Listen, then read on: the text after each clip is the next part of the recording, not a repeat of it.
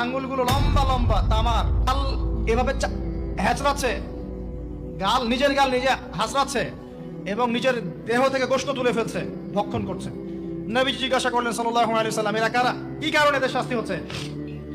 তাকে বলা হলো, এরা আপনার উম্মতের সেই সব ব্যক্তি যারা সবসময় গীবত আর সমালোচনায় ব্যস্ত থাকে। এবার নবীজি দেখছেন এক শ্রেণীর মানুষ, পেট এইরকম ফোলা, অট্টালিকার মতো পেট ফোলা, আর ভিতরে সাপ কিলবিল করছে এবং এদেরকে রক্তে নদীতে ফেলে মাথাটা ফাটিয়ে দেওয়া হচ্ছে।